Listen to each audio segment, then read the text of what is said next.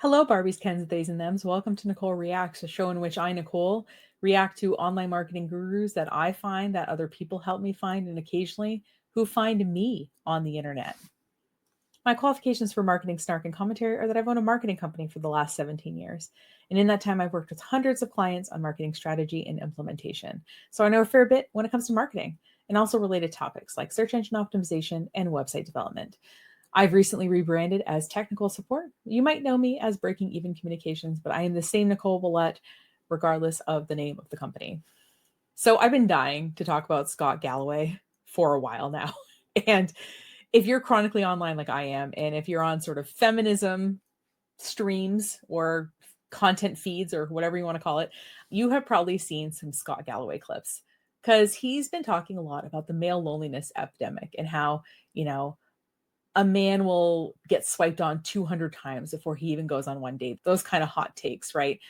And I thought, geez, like, who is this guy? Like, is he a psychologist? Is he, a social anthropologist, something like that? No, he's a marketing professor. So I was like, oh, I got to put this guy on my list. So I found a twofer for us to react to today. It involves Scott Galloway and Cody Sanchez. I did a video about Cody Sanchez a few months ago. People really seem to like it. So this way I get to revisit Cody Sanchez and also check out Scott Galloway at the same time. So this should be a lot of fun. It's about 25 minutes long. And the title of the video is How to Start a Successful Business Backed by Data. Now, as somebody who has been self-employed for a really long time, a lot of that time it's been part-time self-employment, including now, and other times it's been full-time self-employment. I can say that there are certain things that you can do to position yourself to be able to be more successful. But there's also a lot of factors in life and in business ownership that are beyond your control. So I'm really curious what we've got to say here about running a business. But we know at least Scott Galloway has some marketing expertise. We know Cody Sanchez has some business experience, and she has cut her chops in venture capital and other sort of corporate endeavors. So maybe this will actually be an interesting conversation. Who knows? We're going to keep them like this. If they put something on the screen that's more visual, I'll make myself much smaller and them bigger. But I think this is enough so that you can see my facial expressions as I watch this for the first time. Don't worry, I will interject, as you know. Mastery and economic security. So whatever that thing is that gives you the ability to make some good money that you're good at, maybe even great at, in an industry that's not sexy, you're going to become passionate about it. Most people will never be entrepreneurs. Hey guys, editing Nicole. I looked really confused because the subtitle on the screen as he was talking said compassionate. And I didn't get how having compassion toward an industry would be important, but he meant passionate. And Cody Sanchez just didn't correct the subtitles, which just made the context a bit confusing, but I figured it out later. Anyway, back to the video. Because they don't want to risk public failure. My superpower is rejection. I've started 9 companies. 4 have failed, 3 are kind of a tie, 2 were hits. All you need is one. What if I told you there was a formula to... How many of you can afford to fail at 9 different businesses in a financial way? That's the little sizzle reel at the beginning, because taken out of context, some of those quotes didn't make a ton of sense, but I just want to point out to you that I understand that most of us can't afford to financially fail at 9 different businesses. I understand you just have to be successful at one, but part of sort of gambling, right, is needing the money to be able to gamble. So I don't know. I think this is a bit of a privileged take, but again, these quotes are lifted without any kind of context, and it's to get us to listen to this whole episode. So we'll see if the additional context makes this make sense. There are reasons maybe that you're not starting a business beyond the fact that you're scared to. And I'm acknowledging that not everybody can be self-employed. It is a privilege to be so. And when somebody doesn't acknowledge that, it always kind of gives me the ick a little bit. But anyway, let's get back to it. To become financially free. And in fact, we could steal the homework of a guy who had done it a bunch of times, even lost money and then done it again. Well, this YouTube video is a little bit different from anything else we do because I am stealing the homework of a guy by the name of Scott Galloway. He is going to teach us his mechanisms for making money despite what's going on in the world around us today. Buckle up. This one's good. Oh, and if you guys want to listen to the full episode, go listen to it on the Big Deal Pod. Prof G is full of insights. If you guys liked this today and want to make more money, I highly recommend you head over to that channel. What do you tell a young person today? Like, what is the actionable thing that you can go do now? Scott, having seen so many different moves in markets, what are some words of wisdom you'd have if they want to make money? Not that you're asking me my opinion, but my 2 words of wisdom would be to, get a job, right? Most of us need to get a job. It's okay. But the other 2 things I tell you to do besides try to get a job, which I get is difficult in this economy, is if you're thinking about starting a business, go work in that kind of business. So like if you think, oh, it would be fun to be a mobile bartender and bartend at events, go work for a catering company as a bartender. Go work at a restaurant as a bartender and just see what that is like. You're going to basically get paid to get an education in how you could run your business or even how not to run your business, right? Like I think I've told you about my friend who really thought she wanted to own a bar. So she went and worked in a bar for 6 months and she's like, wow, I really hate staying up late and I really hate dealing with drunk people. I probably shouldn't own a bar. And she saved herself hundreds of thousands of dollars, maybe buying a previously existing bar and trying to run it when she would have actually hated the lifestyle. But the second thing I would do is I would pursue my interests, find some way of doing that, even if it's, a couple of hours a week or something like that. And, I have gotten to learn all kinds of cool things. A client wanted to do something and I'm like, oh, I've kind of always wanted an excuse to learn that. And to be clear, I don't charge for my learning curve. I build what I think is a fair price and I take my own time to kind of, learn about the things I want to learn about to be able to do for other people. But I learned DaVinci Resolve over the last 2 months, which is a different video editing software than I typically use. And it's really neat because when I had to use Adobe Premiere, it's a lot like DaVinci Resolve in terms of the interface and everything like that. So that ended up being really helpful. So I guess what I'm saying is pursue your passions, be a curious person, learn things because it makes life a lot more interesting. So I would say that. And then you might end up building a skill that you end up using in your job or maybe in some volunteer work or something like that, some other way to enrich your life. So young person, get a job that pays the bills. If you want to start a business, go work in that kind of business, even if it's part-time or on occasion to see if you like it and to learn about it and pursue your passions. And, that might lead to potential other opportunities, but at the very least, you'll have an interesting life. So those are my things that I would tell young people, but let's see what Scott Galloway has to say. If they want to make money. I just wrote a book on creating economic security. And I do think there's a formula. The first is focus, and that is find something you're good at. People say to follow your passion. I think that's bullshit. Anyone who tells you to follow your passion is already rich. And the guy telling you to follow your passion made his billions in iron ore smelting, right? Be a DJ on weekends, play in a fun fact, I have a day job at an aluminum smelter. Soccer league, design jewelry with your friends, open a restaurant when you're already rich. The vanity industries are really difficult because there's 180,000 people in SAG-AFTRA. These are it's not easy to get a union card. That's the union representing actors and stage workers or producers. 83% of them last year didn't qualify for health insurance because they didn't make $23,000. So acting might be your passion, but unless you're in the top 1% and you're getting bright, blinking green signals that you're in the top 1%, go find something else. Yeah, I think relying on your creativity to make you a full-time income puts a lot of pressure on your creativity. There's a great Elizabeth Gilbert quote from her book, Big Magic, that I've shared in videos before. So I'll just put it in the show notes below in case you want to read it. I find it encouraging to keep going and to, like I said, not put all of your eggs in your creativity basket until you know for sure it's taken off. I don't want to crush your dreams. Just have a sober conversation around what's required to make a living in that industry. So find something you're good at. And the key part of that is find something. I'm hearing traffic noises. That's on their end, not on my end. I'm just saying that in case that happens again. You're good at in a non-romantic industry. The guy who has this studio, I've been here twice this week.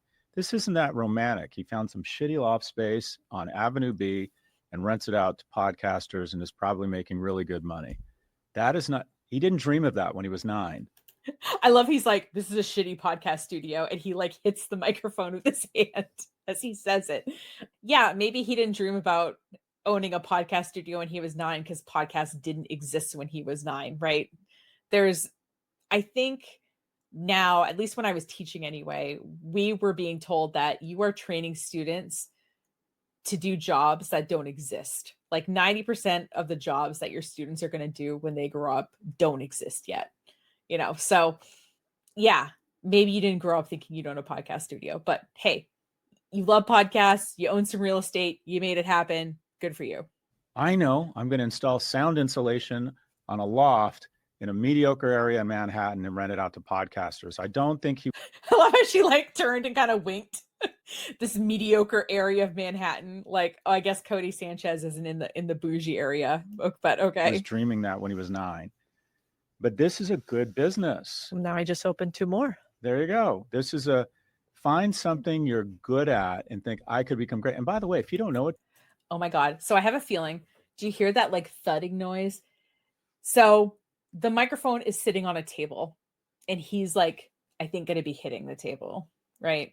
I used to have a podcast with a friend and we would have people come over to the office and we would invite them to the blanket fort. And I literally think they thought that we were kidding, but I'll put a picture on the screen if I can find it.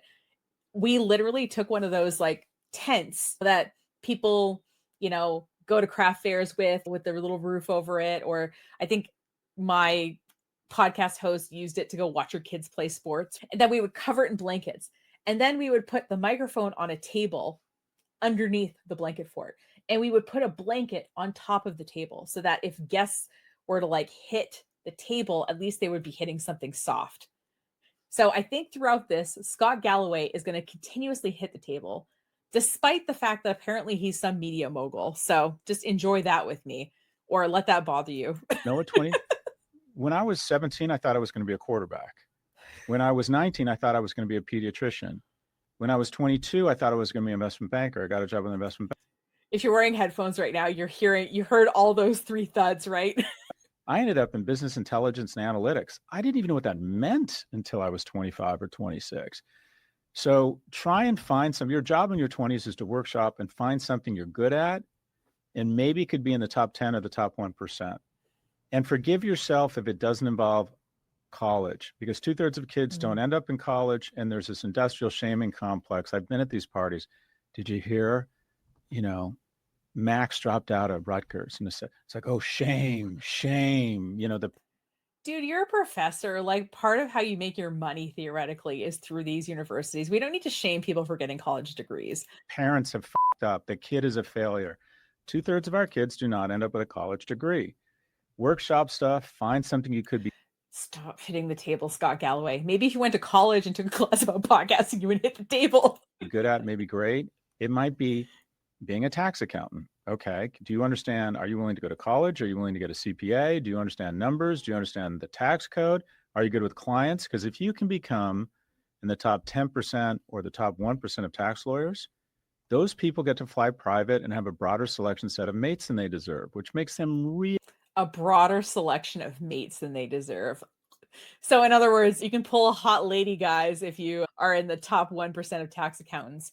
Also, I'm just going to say it here. You don't have to be in the top 1%. Okay. You can just be good at what you do. You don't have to rank yourself against other people. And I might not be in the top 1% of tax accountants, but and I don't fly private, but I am very charming. So you can also just, rather than make a lot of money, you can also develop a personality, and that'll get you some ladies too. Really passionate about the tax law.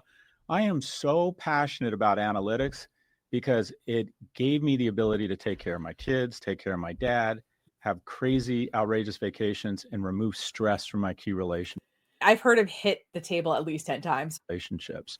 Passion comes from artistry, mastery, and economic security. So whatever that thing is that gives you the ability to make some good money that you're good at, maybe even great at, in an industry that's not sexy, you're going to become passionate about it. I'm building a home right now in London, and there's the soapstone guy or the marble guy, and he's this Iraqi immigrant, and everybody knows him. He can tell you everything about the veining and the marble. And I was very open with him, and he's been open with me. He makes 2.1 million pounds top line. He has a marble company. He clears about 800,000. That's pretty good margins. Yeah, he's a guy in his 40s. He's been in he's been in marble since he was 28, and he's passionate about marble and soapstone because it affords him a really nice life, and he's great at it, and he gets a lot of camaraderie. But wouldn't he do that anyway, even if he didn't make $800,000, or sorry, if he didn't clear $800,000 a year? It sounds like he started like 20-ish years ago. He wasn't making that kind of money probably back then. But yeah, like you can be passionate about something and you can make money at it. You don't have to be making almost $1 million at it or more. You can just make a living. That's okay too. I hit my own chair there. So mea culpa, I think. He gets a lot of prestige, relevance, pride, ability to take care of, to be economically secure. So the first thing is focus. Second thing is, I call it stoicism, but the one thing that's in your control is spending. You got to develop a savings muscle when you're young and see if you can get alignment with your roommates or your romantic partner and gamify saving money. Even you got to figure out, you got to have a savings muscle that you can flex. When I was a junior in UCLA, I wasn't going back for my senior year unless I saved $3,000 through the summer. I had 11 weeks to save $3,000, earn and save. So everyone in the fraternity knew who the 4 kids were who didn't have money. I went to UCLA. I was in a fraternity with mostly Jewish kids in the Valley. They all had money. Did he say he had to make $3,000 for the semester? That would have been nice, huh? 4 of us that everybody knew were broke. Like our parents weren't helping us. We moved in together in a room in the house, and we had a whiteboard, and we gamified spending. I spent $78 a week, including rent and food, for 12 weeks. I ate top ramen, bananas, and milk.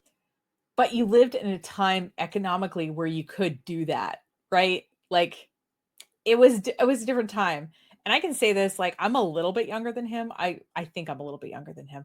I'm in my mid 40s, but I remember having a 3-bedroom apartment for $375. Do you know how much easier it was to save money 20 years ago? So much easier. So anyway, he's throwing out these numbers, but they kind of don't really mean anything if you're a young person now, because like you couldn't do that unless you like rented a room and put bunk beds on all sides, and like 8 or 10 of you shared like a singular room or something really sad and depressing like that. And milk. My big treat is every Sunday night I'd go to Sizzler. You ask your parents. And for $4.99, I was on the crew team. The entire crew team would go, and we would go there at 3 p.m. when it opened, and we'd stay till 8 p.m. and we would just eat several million calories. Sizzler was a buffet in the 90s, in case you're wondering. So even now, like if you go to an all-you-can-eat buffet for $4.50, I don't think that exists anymore. And it was fun. I mean, I would have rather had more money, yeah. But the ability to gamify, and especially with a partner, save money and start investing. If you're young, you got to figure out that savings muscle. And it's getting reward from other things, getting reward from fitness, from friends. The nice thing about being young is you don't need as much money to have fun. There's this Instagram generation that thinks you got to have a Birkin bag or go to Coachella. I don't think most young people think they need a Birkin bag. I really don't think that. I think young people just want to not be poor. I think that's really what most people are aiming for. I will say that I started saving $25 a week from my first paycheck on into my retirement account. So, and I did that when I was really young, and I spent my 20s trying to get everybody to set up a retirement account and just take out some amount a week, $10, $20, something like that. And, when your check is small, like you're like, oh, I kind of wish I had it. But with compound interest, like it ends up being kind of great when you start hitting your mid 40s. Now I'm seeing that money really start to do something, and it's kind of cool. I mean, not right this second because our economy sucks, but you know what I mean? So you can also do that too. Yes, you can flex the muscle, but you can also just automate saving a small amount of money into, a long-term savings account that you don't have easy access to, or an IRA or something like that. Coachella, have fun. When you're in your 20s, pretty much like beer and making out is a pretty good brap. That's like, there's a lot of cheap shit out there available for 20 somethings. Plus, you can't really do it after you're married. Yeah, then it gets much harder. Or actually, it doesn't get harder. These days in Austin, poly though, pretty big. It doesn't get harder, it gets much more expensive. So it's true. Hey guys, sorry to interrupt the video, but I got to share this quick business tip that I've been thinking about a lot lately. It's eliminate, automate, and delegate. Famously, I'm wondering if this is an ad. I kind of wish he'd say if it was. From Tim Ferriss. I'm always looking for tools to help me do that. One of those tools is Riverside, the sponsor of today's podcast episode. Riverside allows you to record remote podcasts and video interviews in studio quality from anywhere. Not only can it record 4K video to ensure your podcast quality is top notch, but it's also drastically improved my team's editing speed with the text-based editor. Riverside's in-platform editor allows you to upload your own content too. So it's not just footage recorded on Riverside that gets the special treatment. It can transcribe your footage, remove silences in one click, and create short. Yeah, and Descript does this too, and that's the tool I use. But I've heard good things about Riverside. It records the audio on each person's end. So like, let's say I was interviewing someone, it would record the audio on my end and it would record their audio on their end. So you basically have the highest quality recording that you could theoretically have. Other than, if I was recording it and I was interviewing somebody, it would be coming through like my Zoom or whatever tool I was using. So yeah, I don't think this is unique to Riverside, but I have heard good things about this tool. It's short clips just by selecting the text. Even better, if you make a flub, which I never do, then it fixes it. I love their AI Magic Clips, which analyzes moments in your podcast that have the most potential to get traction online. That saves hours of listening to your podcast for the 5th time to find the perfect clip. Riverside has you covered. We're always trying to remove complicated things, so don't waste your time doing what Riverside can do for you. Descript also does these clips.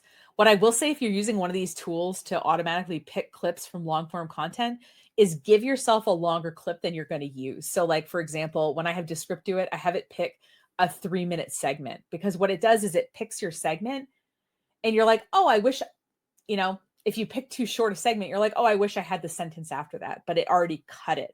So what I do is I ask for a little bit too long of a clip, and then I can take the part that I want. So just a little tip from me, if you're using these kind of tools, to give yourself, you're going to make it a 60-second or less clip. Give yourself, 3 minutes to work with from these, from the automatic, thing that's clipping your podcast, and it'll give you a little bit more room to work. I got you guys a deal, because if I get a deal, you always get a deal. If you want to try it for yourself, get Riverside in the link in the description and use the code Cody for an exclusive discount. All right, let's get into it. Well, I call it stoicism, but getting a savings muscle. The third is time. For the majority of our time on this planet, we haven't lived past 35. Oh, okay. So we're still in the first question. So the answer to the first question, what should you do as a young person? You should get a job, even if it's not in a sexy industry that pays you. You should work on your saving muscle. So we're 8.5 minutes in, and we're about to hit the third tip here. 5. So young people just cannot imagine they're going to live to be 100. And most of them are. And they also can't calibrate how fast time is going to go. Wow, my life has gone really slowly, said no one ever. If you, from the age of 22, just figure out a way to get 2, 3, 5% of your income out of your hands. 99% of us will spend everything that comes into our hands. You have the brightest people in the world with a godlike technology hitting you at the exact right moment, a chance to upgrade from economy to economy comfort, to add flourless chocolate cake with your panini, whatever it is, right? Telling you deserve this, it's worth it. Oh, there's 2 people looking at this hotel room. There's only one left. Buy now. Find a forced savings mechanism, 2 to 5% in your 20s. When you're my age, you're going to be fine. You don't start into your 30s, that's fine, but it's going to need to be 5 to 10%. It's going to be closer to 15 to 20 when you're in the 40s. But you're going to live longer than you think. Okay, so building the savings muscle is separate from actually saving the money. I mean, fine. Like, I understand, that you shouldn't be blindly spending money on random stuff, but you could also combine these two, I think. Going to go fast. Well, I'm only going to get 9% in the markets. Well, okay, that means in 24 years, it's going to be up 8-fold. So the power of compound interest in time. And then the final thing where I really screwed up was the power of diversification. And that is, I've always made a lot of money, right? I came out of the gates hot, starting e-commerce companies. And I was raised came of professional age where you were told, be in it to win it, go deeper, go deeper. And my company was about to go public, and I was that guy that borrowed money against his stocks to buy more stock. So when 2000 hit, I went from looking at jets, no joke, to broke. Clawed my way back, 2008, all my money was in tech again, boom, broke again. And that was about the time my first son came along, which was really upsetting. But diversification is your Kevlar, and that was it's kind of like how they talk about like the placement of the comma being important, right? Or the M dash. My son came along and that was disappointing. I think he means not having money when he had his first kid was disappointing, but just the way he said it was kind of funny. 2 weeks ago, I found out I made one of my biggest, I invested $5 million in a tech-based healthcare company, tier one VCs, baller CEO, best investors, had to elbow my way to get in. That's a big investment for me. It went out of business last week. That's a zero for me. But I don't think most people are going to put $5 million in one company. In general, diversify everything, right? Diversify how you make money like a little bit. I get that you maybe have a full-time job, but maybe you work a little bit on the side doing some stuff, or maybe you have a rental or something like that. Like, yeah, I don't think most of us are going to invest $5 million in one company. So I think we're going to be safe from that. Most of us listening to this. I don't invest more than 3 or 4% of my net worth in any one thing. So it ruined my hour, but it didn't even ruin my day. And it certainly didn't ruin my week. Losing $5 million did not ruin my day, guys. That's a flex. That's a baller guy right there. Diversification is your Kevlar. The moment you have anything resembling an asset base, you want to try and take pieces of it and put it in stuff that is uncorrelated as possible. Yep. I'm about to invest in a aircraft maintenance company in El Salvador. I just want anything that's away from my tech world. I now appreciate diversification because once you have an asset base, the way you get rich is probably through a little bit of concentration, your own business, you double down on a house, you fix it up, you flip it, whatever it might be. But the way you stay somewhat rich is through diversification. And I didn't realize that. I was always reading these stories about Steve Ballmer borrowing stock, The name of this video is How to Start a Business. We're 11 and a half minutes in. Do you feel like you've gotten any information about how to start a business backed by data? Because I haven't learned anything except diversify. So I guess if I run a business, I shouldn't just sell one product or one service. I should sell things maybe at different price points, or I should sell a similar kind of thing, but to different kinds of audiences. So I don't know. I guess that's something we could take away from it, but Fred Smith doubling down on FedEx, Mark Zuckerberg never selling a share. No, diversify. Because here's the thing, the market will always trump individual performance. And no matter how good you are, if you're in tech in 2000, you're going to get hurt. Yep. Amazon lost 90% of its value from 99 to 2001. And then also a little bit of forgiveness. Recognize that when your stocks go down, recognize when you have a business fail. My God, the thudding on the table is painful, but I'm going to finish this because we're halfway through, but this is painful. That most of it is not your fault. And at the same time, when you kill it and you buy stock and it doubles and you were smart enough or lucky, you weren't smart enough to buy NVIDIA 3 years ago. You were lucky enough. You are never more prone to a big mistake than after a big win. Bring in your horns. So I wish I'd learned diversification. I didn't save money in my 20s and 30s. My first feeling when my son came marching out of my girlfriend, it was supposed to be bright lights and angels singing. I felt so nauseous. And I thought, well, okay, in addition to childbirth being gross, which I think it is. Picture that you're his son and you're listening to this story. Childbirth is gross. He marched out of his girlfriend. Like, come on, dude. I felt incredible shame because I was sitting there at 40 years old. I'd made so much fucking money and I was broke because I wasn't smart enough to diversify. Because I thought, I'm such a baller that my company is going to be worth $1 billion, so I'm going to keep doubling down. So my first sentiment when I saw my son was I failed this kid. And I want to help young people realize I don't want anyone to ever feel that way. And you don't need to be a billionaire. Just start saving some money. Real estate's a great force savings. Figure out a way to get it out of your hands. Keep saving. And just in case you don't go double platinum or have a podcast that's #1 or have a movie or buy NVIDIA, you don't need it.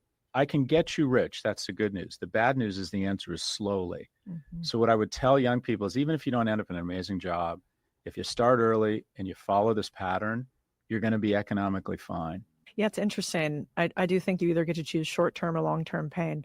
That's right. And I wish somebody had told me that earlier. Which like is these days, I never like to when they play those videos, like the reaction videos of the girl crying because life's hard and then they make fun of her. And that never really sits that well with me because I think it's because we kind of failed them. We didn't tell them it's going to be fucking awful. Your first job is not supposed to kill you from how hard it is. It's supposed to kill you from the pure monotony.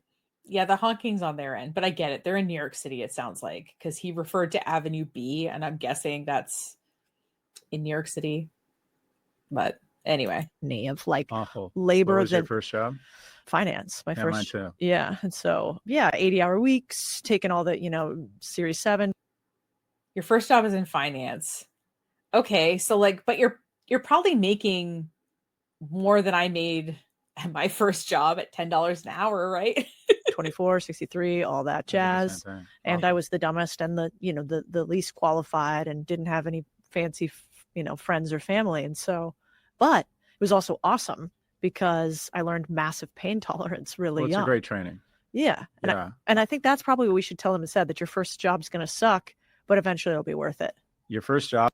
Here's the thing though. These people talk about their job sucking, but they were in finance, okay? So they were probably making at least six figures while the job was sucking. There's so many people that have a job that sucks that doesn't give them that financial security.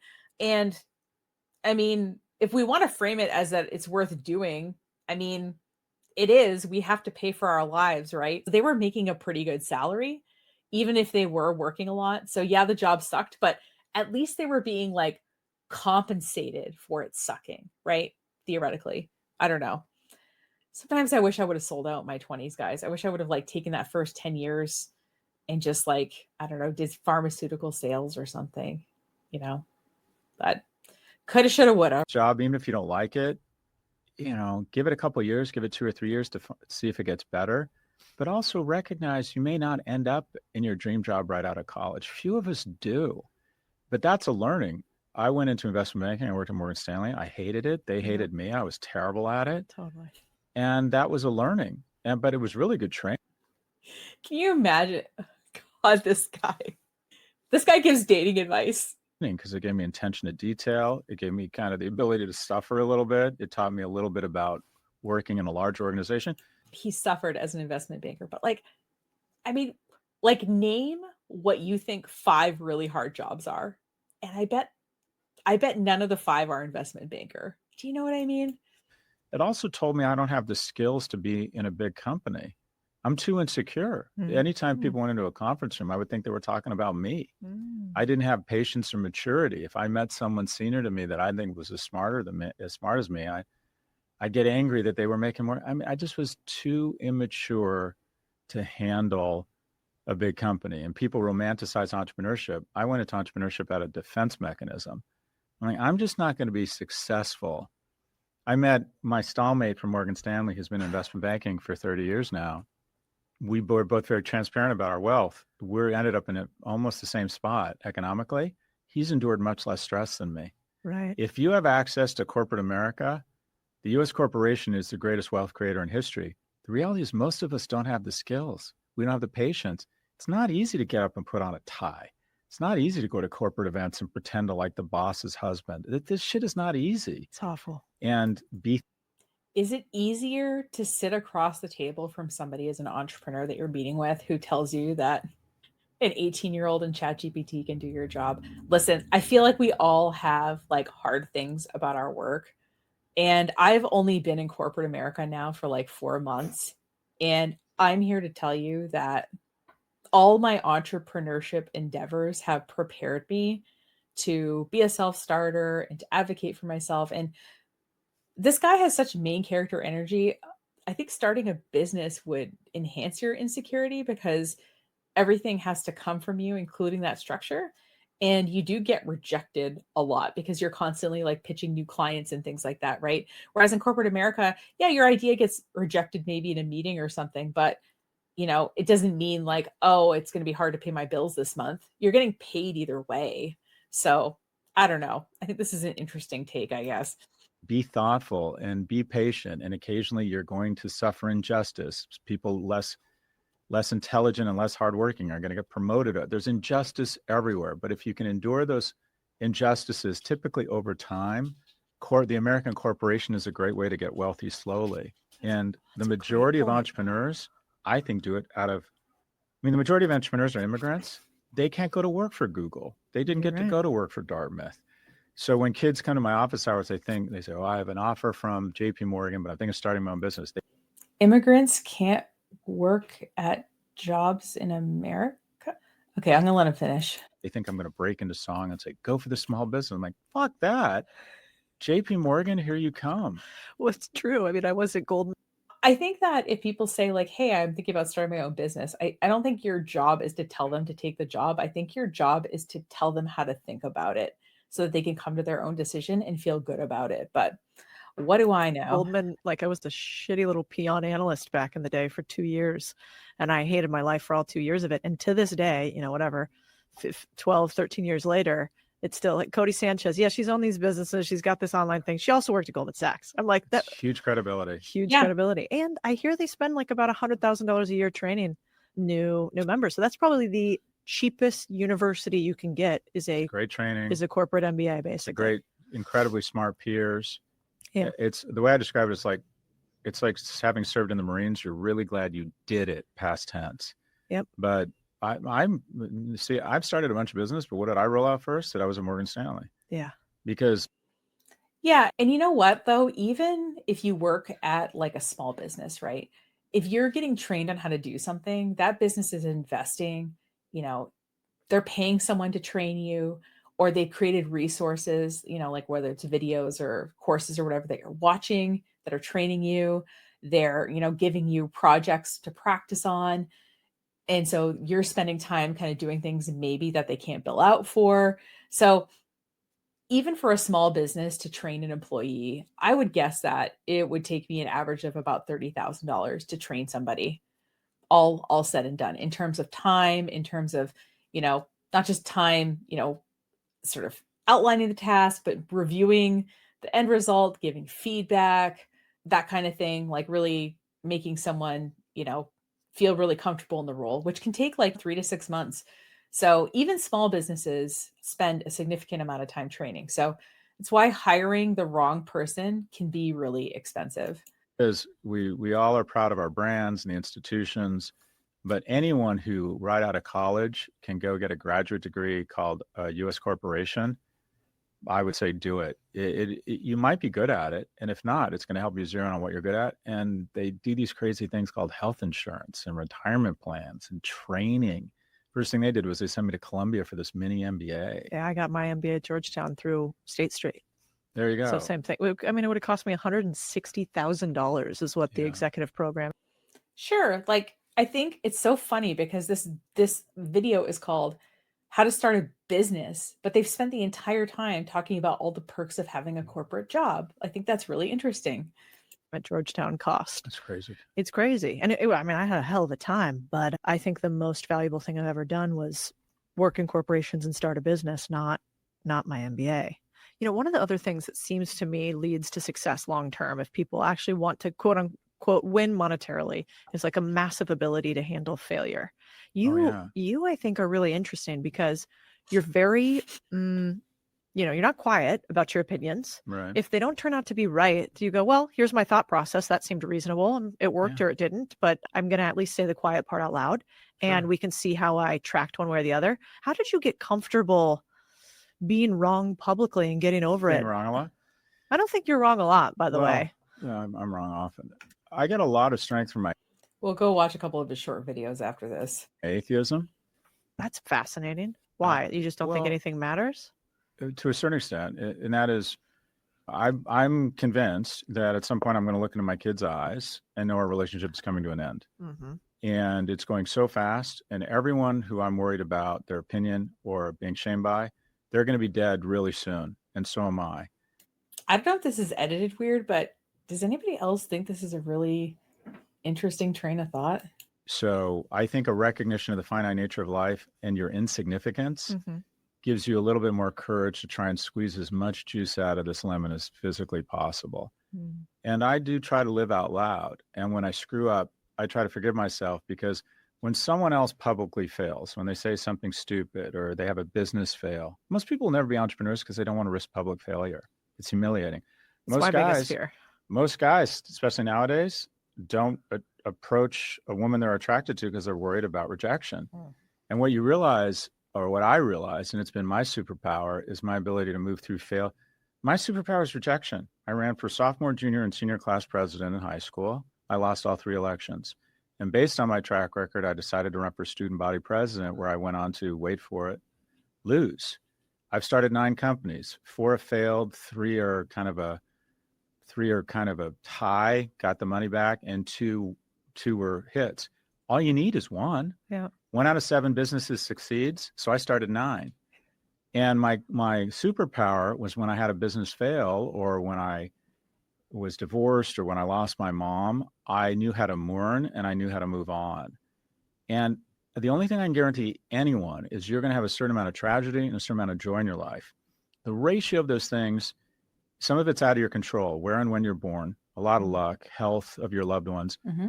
But the thing that's in your control is your ability to move through that failure. And I've been shot in the face, professionally and personally. Okay. Curious to see what this means. And I was always able to say, okay, my business failed, but I'm going to go raise more money and start a new business. Well, I mean, But as a middle-aged white man who has ties to corporate America and academia, I'm just going to go fundraise and do it again. There's whole groups of people that have a really hard time accessing capital, Scott Galloway. Like, your path cannot be the path of most people, unfortunately. There's some really depressing stat, and I'll have Ed and Nicole come in and tell us what percentage of companies will fund female founders of all the venture capital out there. So he's like, oh yeah, I failed at four companies. I'm just going to raise some more money and start a 5th one. Most people are not in the position to be able to do that, unfortunately. you see when you go to war-torn countries, and I spent a lot of time building businesses in Latin America, you know what civil unrest looks like? It looks like a lot of fighting age men on the side of the streets without anything else 100%. to do. And if you've been through, I mean, Kareem's sitting over here and he's from Egypt and has seen all around the Middle East, and I've traveled the Middle East and Latin America, and you can feel what it feels like to be in an area where there is a different kind of powder keg, which is young men that, understandably so, have more aggression, more testosterone, and feel like there's no outlet. I'm going to shut up. But if we're just going to blame people being violent on testosterone, I feel like that's kind of a cop-out. But when I coach young men, the first thing or exercise I do is I say, give me your phone, unlock it, I won't judge you. And we try and find 8 to 12 hours in their phone, which is ridiculously easy, between Twitter, TikTok, Coinbase. And then what do you have? You want to lean in your strengths. You have a lot of cap. I had Coinbase on my phone for a long time because right after I got divorced, I thought I would buy some Bitcoin. It's just a fun thing. And I just wanted to give myself something to check. But I would check it like once a day. It would take like 30 seconds. So I don't know how they're spending a lot of time on Coinbase. It's just a wallet. Like, you can look at how much money you have and it might change a little bit throughout the day, but I'm kind of curious how you would rack up time on that app. But okay. Capital when you're young. It's human capital. You have a lot of time. So we're going to reallocate that capital to a higher ROI. Smart.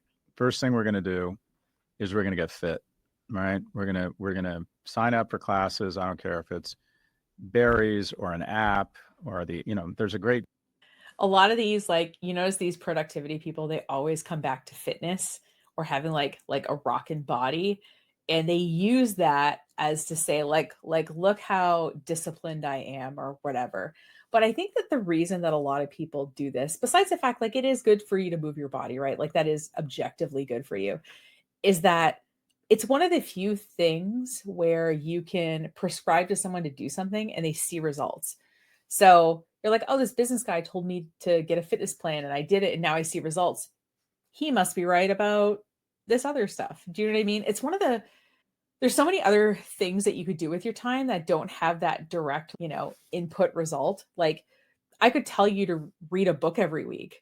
You would read a book every week and yeah, maybe you'd feel like you were a more interesting person or you had better conversations with people or whatever, but there wouldn't be like some output that you could measure. So I feel like the fitness thing is something a lot of these gurus go to because, like I said, there is that direct like input results thing. And it's something, honestly, that's like relatively accessible to people. Maybe it would be hard for you to read a book a week, but if you say like, oh, you should work out, like most people can say, all right, I could probably find 20 minutes in my day to work out or whatever, right? But anyway, I just think it's interesting that the fitness corollary always comes in with yours. great fitness. The Aloe app has fitness classes. You go to whatever it is, F45, we're going to start getting fit. We're going to feel better about ourselves. We're going to feel more confident. 2, we're going to start making some money. If you have a phone, you can make money in this economy. I don't care if you're a Lyft driver, Tasker, TaskRabbit, whatever they call it. Last year, I signed up for Instacart and I thought, all right, I'm going to do it. So I did it on Easter weekend. I did it the Saturday before Easter because there was a lot of orders. And I thought, okay, I worked for 12 hours and I made $110 total. And that's not including the tank of gas that I put in my car. Thankfully, I have like a small kind of, gas efficient car, but still. So yeah, you can make money, but to work your ass off for 12 hours and have like $100 to show for it, it's fucking depressing. So if you're trying to work the gig stuff and, these people tell you like, oh yeah, you can make money with your phone. Yeah. And if you do the math, it's going to be way less money than if you just like had a job. You're going to start figuring, if you go to a construction site and you have any skills at all, you can start at about $20 an hour. I don't care if it's 4 hours a day. The way you make a lot of money is by starting to make some money, because you get a taste for flesh and you start thinking, wow, this money thing's awesome. And then the third thing we're going to do is at least 3 or 4 times a week, we're going to put ourselves in an environment with strangers in the agency of something bigger than us. It might be church. It might be a nonprofit. Yep. It might be a sports league. It might be a riding class. You have to. Listen, I don't think this is terrible advice for you to get fit, feel empowered, like you're making some of your own money and having a purpose higher than yourself. I don't disagree with any of this. But again, I've watched 22 minutes of a video that's promised me that I'm going to learn how to start a business. And I have learned nothing about how to start a business so far. Have to be around strangers. And we write down every time you're there, you got to meet somebody, a potential friend, a potential romantic partner, and you got to go up and introduce yourself. But being in that company of other people in the agency of something else like church, it's just incredibly important. And young men need those guardrails. Young men, one of the things I got at Morgan Stanley, was how to read a room. Also it's just so important. I think we talk about a code. I'm writing a book on masculinity. I think you're a marketing professor. I just think it's funny because I feel like maybe he's wanted to be a content person for like a long time and he's been putting out content, and this masculinity, male loneliness, young men advice kind of content is taking off. So he's like going with it. Right. But I don't know. I'm going to be really curious to read the book jacket of this book to show what qualifications he might have to talk about it. Masculinity can be a decent code for a young man. And I think of a man is supposed to be kind of 3 things: a provider, a protector, and a procreator. I roll. If you're a man, you do not have to be those 3 things. Okay. I'm going to tell you this as like a woman who's out there and online dated for something like 20 years. Okay. Like those were not on the top of my list. First of all, I'm child free. Second of all, I don't need someone to provide for me. I provide for myself, but I do need somebody who can like take care of themselves. And in terms of protection, I haven't been attacked by a bear or a shark or anything yet. I've been attacked by a man though, multiple times. So I guess what I'm saying is like this sort of like masculinity stuff that these people are trying to sell, I just think is kind of gross. I think as a man, you should be the kind of person that you want to be, and the right kind of person is going to really appreciate that. And I think all 3 of those things are wonderful, and men should aspire to all 3 of those things and break down what it means to be each of them. But the only way you're going to get there is in the agency of others and being in communities. Men are dangerous when they sequester. When a woman doesn't have a romantic relationship, a lot of times she will pour that energy into her work, into her friends. She finds other places to give and receive love. They're much better at maintaining a social network. When a guy doesn't have a prospect. Why is that? Why are we better at it? It's because we've been socialized to prioritize and value relationships. Men could easily be socialized to do the same thing. Of a romantic relationship, he stops showering. He stops looking for a job. Is that our problem? I mean, as a society, I don't mean as women. I just mean like in general. Like, isn't this like a sort of pull yourself up by your bootstrap situation? Right. And I remember this. When I was 23, my first girlfriend told me if I didn't stop smoking so much pot, she was going to stop having sex with me. And I was really enjoying that part of my life. So I got my shit together and I stopped smoking so much pot. Guys need guardrails. Young men need guardrails. That might be church. Well, you talked about the saving muscle earlier, right? And building that saving muscle. Why don't you build your own guardrails and like work on staying within your guardrails? I feel like that's like an adult thing to be able to do. Did I want to sleep in today instead of going to work early? Yeah, I did. But I went to work anyway and I did what I was supposed to do. There's like so many parts of your life that you need to just like do the right thing. And I feel like if you can't make yourself do the right thing as an adult, that's a problem. That's something you need to work on. It might be the Marines. It might be a girlfriend. It might be Morgan Stanley. Don't put this on women. No woman wants to mother her partner. Some women will do it. I've certainly done it in the past, but you know, I enjoy being in a relationship with an adult man who takes care of himself and who I don't have to like tell what to do and to put guardrails on his life. Don't put this work on another person. That's not fair. That's something his parents should have done. Told me I couldn't party every night because it was really hard to get up at 6:30 and put on a tie and haul my ass downtown. But without guardrails, men don't demonstrate the same discipline as women in their early years or early adult years. It takes them a while to catch up. This was incredible. Thank you for being here today. This was so interesting. I learned a ton. And I know that everybody probably knows where to find you, but if I haven't said it before, No Mercy, No Malice, probably my favorite newsletter. Oh, thank you. Yeah, incredible newsletter overall. And I listened to Adrift in probably like 3 days on audiobook. And then I bought actually the real book too, because the graphics are so incredible. And I think even if people don't read books today, which is more normal, like being able to understand the world through those graphs is very easy and digestible. So if you haven't read Scott's new book, Adrift, it's really good, as are all the rest. Thank you so much for being on this podcast. Thank you, and congrats on your success. Yeah, well, we'll see how long it lasts. So I'm sorry, I picked a video that I thought was about running a business, but definitely wasn't. I thought we'd spend the last 5 minutes of this video just looking at some Scott Galloway content. As you can see, his story highlights are Prof G podcast. So what I love is he disparaged people getting advanced degrees, but then he is a professor, right?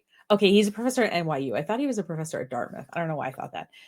Pivot Pod. So he has 2 podcasts, a whole thing about masculinity, newsletter, and then Adrift, which is one of his books, and Mix. So I don't know what Mix is. So we're going to watch some of his reels. I am not going to like necessarily watch these in order, but we're just going to watch a few and see what his advice is like. Passion, follow your talent. And if someone tells you to follow your passion, it means they're already rich. And by the way, the person telling you to follow your passion made their billions in iron ore smelting. There are exceptions. Jay-Z became a billionaire rapping and selling champagne. Assume you are not Jay-Z. Our advice, follow your talent. Find out what you're good at and apply the thousands of hours of grit and sacrifice necessary to become great at it. As you get there, the feeling of growth and mastery, along with the economic rewards, recognition, and camaraderie of being great at something, will make you passionate about whatever it is. You know what makes you passionate about something? That's something giving you the ability to take care of your children, to take care of your parents, to do amazing things, to be more attractive to potential mates, to have people laugh at your jokes because they think you're more interesting than you actually are. These are the accoutrements of success and focus in a capitalist society. I'm not here to crush your dreams. If you want to pursue being a chef or an athlete or a model or an actor, fine, but have a sober conversation with yourself. In these industries, there's a 90+% unemployment rate, meaning that you need to be in the top 0.1% to make a really good living. What does that mean? That means if you chose another industry that had a 90+% employment rate, you just need to be in the top half to make a very good. Don't follow your passion, follow. It just cut off there. That wasn't me. So basically, this is what he said in the podcast. But the thing is, like, if you're passionate about something, you're going to really enjoy learning about it and get good at it. I just think it's really funny that he brought up smelting because I literally work at a aluminum smelter now. What's happening on the ground in California, I think it's a shit show that Trump is creating on purpose, as many people do, and that he's creating tension in order to pick a fight, essentially. I've called this a complete overreach by a desperate despot. Your thoughts? Well, I've been called hysterical for drawing similarities between America right now and 30s Germany. And you don't have to be Hitler to borrow methods and worst practices from his playbook. And when you have a government who turns its military force inward against journalists, migrants, or citizens who believe in exercising the right to protest in a civil, peaceful manner injustice, you're not defending democracy. You're rehearsing for something much darker. This is an attempt to rebrand militarization as patriotism. If you recall what happened around the church near the White House when people were protesting, Trump created chaos in order to say it was chaotic, which is sort of like fascism 101, essentially. It feels like, literally, Kara, the analogy I would use, it feels like you're trying to fix a smoke alarm with a flamethrower. They're trying to provoke someone into shooting someone in uniform such that they can have an overreaction. I think this is one piece of the chessboard to what is a civil war. This is how it ends. I don't think America ends with a bang. I think it ends with a thump. I imagine the next move, all right? Newsom says, we're sick of sending $80 billion to the federal government that you can deploy to red states that then you use to demonize us. So we're not paying our federal taxes. And then California becomes a tech economy doing trade with Asia. Texas and the South become an oil and gas economy. The East Coast becomes a financial services economy doing business with Europe. The Midwest, a manufacturing economy with strong relationships with Canada. And before you know it, we're like the European Union, but a disunion of states. That's the plot of Hunger Games, just so you know.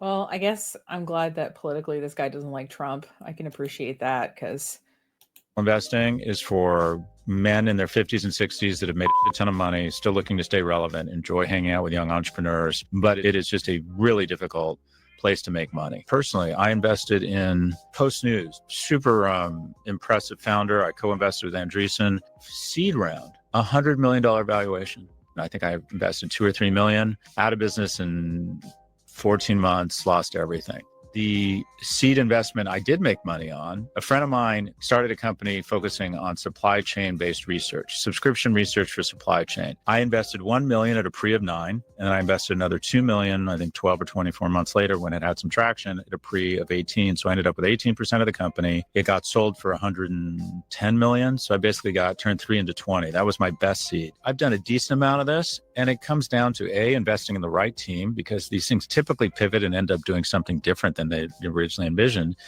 and 2, getting it at a reasonable valuation. So it's been literally my least favorite place to invest. But I think there's got to be more to it as well. And I think one of the things that I'm landing on is it's just harder to succeed now. And it's especially harder as evidenced by the lack of IPO activity that we've been seeing, where IPOs are at a historic low. And then you've got all of these incredible private companies that you would think would go public. Instead, they're raising these E rounds, these F rounds, sometimes GHI rounds, instead of going into the public markets. And I wonder if investors look at that lack of activity, and then they look at these young little fledgling startups, and they think, yeah, you know what, I'm just going to go in again on Stripe because I'd rather optimize for liquidity. I need to realize a return for my LPs. And I'd rather do that versus make this early bet where even if things go right, I'd still only realize a return in realistically 10 to 15 years. And I think what it really emphasizes just what a terrible time it is to be a new entrant in America today. All right. So essentially, Scott Galloway is a talking head. He made a ton of money and he's got some money to throw around. And it's really funny because in this advice, he's like, oh, you got to choose, good companies to invest in. But in the interview we just saw, he acknowledged that you really have to be lucky with your investments because a lot of times they don't pan out when you put a bunch of money into a single company. And so you shouldn't invest your entire nest egg into one company, right? So, yeah, I mean, this wasn't about marketing or really business. Sorry, guys, but I really thought that a professor about marketing who was talking to somebody about running a business would actually have some business advice that we could talk about. But yeah, anyway, so that's the other side of Scott Galloway if you've only seen his male loneliness epidemic clips. But even in his business advice, he talks about, having more potential mate options and things like that. And it sounds like he's like this sort of hyper masculine guy, which I don't know if we need another one of those right now, I'll be honest with you, but he's certainly going to make his buck off of it, I'm sure. So yeah, anyway, let me know if you want me to watch another Scott Galloway video. I will try to pick one that's about business again. I guess now we know the other parts of his content a little bit more, I guess, in terms of business advice versus, just giving men advice. which I have opinions about. And as you can see, as a woman in my mid 40s, I have little sympathy for that, because every time I've asked to be accommodated, I've been told to, just deal with it as a woman. But this channel is about marketing and business, so we'll stick with that. But anyway, thanks so much for watching. If you have a guru you want me to react to, a specific video, a specific topic, I'm really open to getting feedback about stuff. You can leave it as a comment on this video, or if you're more shy, you can use the contact form of my website, technicalsupport.com/contact. That goes right to me, and it's a little private way for you to give me a heads up about something. If you want to lightly keep in touch, a good way to do that is through the email newsletter, technicalsupport.com/newsletter. I periodically send it out. I try to do it monthly. Sometimes that doesn't happen, but anyway. And yeah, if you like this content, there's a whole playlist called Nicole Reacts on this channel. This video is on it, and you can see over 100 videos of me reacting to different online and business gurus. So enjoy that if you've happened across this video. So thanks again for your time. I appreciate it, and I'll see you in the next one. Take care.